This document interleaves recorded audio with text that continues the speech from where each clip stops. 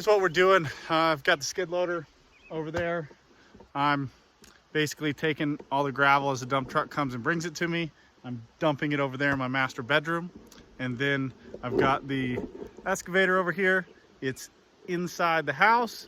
I grab all that material and pull it as close over here as I can and start swinging it all the way over there to the living room. We're starting at the far south end, I guess it would be the south end of the house, and we'll get that all the way up to final grade. We're doing 6-inch lifts, 6, 7, 8-inch lifts or so on it. So we'll bring it up, spread it out 6, 7, 8 inches, and then run that VibraPack roller over it a few times, get our compaction rate, and do it all over again and over again and over again until we reach what our final grade's gonna be.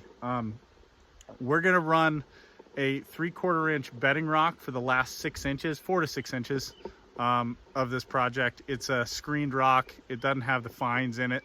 You don't really have to compact it much. I'll run a plate compactor over it once my plumbers come in and do their underground, and I'll cover that back up, and I'll run a small plate compactor over it, make sure everything's perfectly flat and level for my heating guy to come in. The heating guy's got to come in. We're going to use a new system. I guess it's not new, but it's pretty cool. It's a puck type system for the radiant floor heat. That'll be pretty sweet, so stay tuned for that and watch that little episode on running the underground heat for the radiant floor. So that'll be sweet. Yeah, pretty sweet. So like and subscribe, stay tuned to this kind of thing, and we'll see you on the next one.